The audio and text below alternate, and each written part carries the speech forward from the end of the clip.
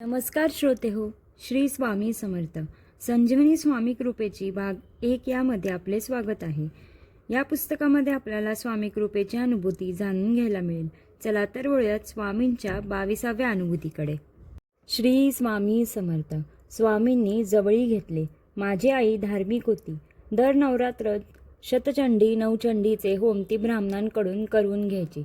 शिवाय सर्व कुळाचार कुलधर्म वेळच्या वेळी आणि अगदी मनापासून करायचे. म्हणूनच डायबेटीस सारखा आजार वयाच्या 23व्या वर्षी होऊनही जीवन अगदी भरभरून जगली. तिचा मृत्यूही अश्विन शुद्ध तृतीयेला मंगळवारी वयाच्या 53व्या वर्षी आला. भाऊ स्वामी भक्त. तो स्वामी भक्त कसा झाला आणि केव्हा झाला याची अजिबात माहिती नाही. कारण माझ्या लग्नाला 20 वर्षे झाली. त्यात 20 दिवसही तो आमच्याकडे आला नाही. अगदी भाऊबीज राखी पौर्णिमेला सुद्धा. असो 4-5 वर्षापूर्वी आईच्या मृत्यूनंतर वर्तमानपत्रात कुविख्यात टोळीचा प्रमुख साथीदार म्हणून त्यास अटक झाली. बातमी वाचून अतिशय वाईट वाटले. पण या फंदात पडावे की नाही असा विचार करत मी घरीच होते. वार गुरुवार संध्याकाळी थोरले दीर आले. का ग तुला काही काळजी वाटत नाही का विचारलं. माझे दीरही स्वामी भक्त आहेत. आपण काहीतरी करायला हवं असं वाटायला लागलं. त्या काळात एक सरकारी काम करत असल्यामुळे घरोघरी फिरावं लागे. डोक्यातून भावाचे विचार काही जात नव्हते. एका घरातली बाई एका वकिलाशी अगदी विश्वासानं बोलत होती. त्यांना माझा प्रॉब्लेम सांगितला. वकील योग्य व खात्रीशीर मार्गदर्शन करतील हा विचार पत्ता घेऊन लगेच वकिलांना दुकान गाठलं. त्यांचं सोन्याचं दुकान असून मोफत कायदेशीर सल्ला देत असत. त्यांनी हकीकत शांतपणाने ऐकून घेतली. सल्ला मसलत केली. बाई तुम्ही सरकारी नोकरदार या भानगडीत पडू नका. पण सिंपती म्हणून तुम्हाला भावाला भेटता येईल असे सांगितले.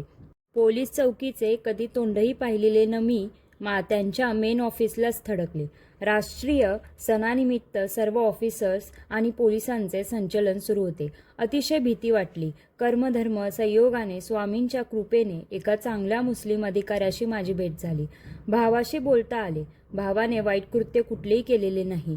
त्याला या प्रकरणात निष्कारण गोवले गेले आहे हे अधिकाऱ्यांनी मला समजावून सांगितले.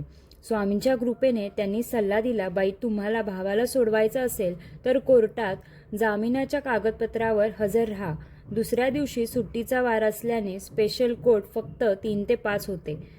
तेव्हा आम्ही त्याला कोर्टात आणून असे सांगितले. त्या दिवशी सकाळी लवकर उठून देवपूजा वगैरे करून सर्व देवाचे जप करून तेव्हा मी स्वामींचे काही करत नव्हते. तरी शेवटची माळ श्री स्वामी समर्थ अशी करून मी कोर्ट गाठले. बरोबर आजोबांनी दिलेली स्वामींची पोती होती. भाऊ स्वामी भक्त असल्याने त्याच्याच देवाची अर्चना हा हेतू करून त्याला अडचणीतून सोडवण्याची विनंती करावी. कोर्टाची काहीच माहिती नसल्याने 11लाच कोर्ट गाठलं. 11 ते 3 कोर्ट निर्मनुष्य असताना स्वामींच्या पोथीचं पारायण किती केली माझे मलाही आठवत नाही. दरम्यानच्या काळात घरातील इतर माणसं आली. 3:30 पावणे 4ला भावाला पोलिसांनी आणले. कोर्टात आधीच केस चालू असल्याने त्याला 4:15ला कोर्टापुढे उभे केले. जाब ऐकण्यात 15-20 मिनिटे गेली. जामीन आहे का विचारण्यात आले. वडिलांना जामीन म्हणून उभे केले. त्याच्या कागदपत्रांवरती सही शिक्का करण्यात किंवा शहानिशा करण्यात 10-15 मिनिटे गेली. जामिनाचं काम झालं नाही तर काम सोमवारवर जाणार होतं. तोवर जेलमध्ये राहिल्यास काय होईल नाना शंकांनी मनात गर्दी केली. पण 5ला 5 कमी असताना जामीन मंजूर झाला आणि सर्वांनी हुश केलं. वडिलांच्या डोळ्यात तर पाणी उभे राहिले. मधल्या काळात 2-3 मातब्बर वकिलांचा सल्ला घेतला होता.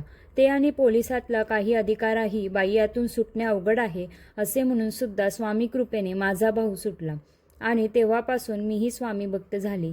ती आजतागायत आणि अशी पुढे सर्व पिढ्या स्वामींची सेवा आमच्या हातून घडावी ही स्वामींचरणी प्रार्थना आहे.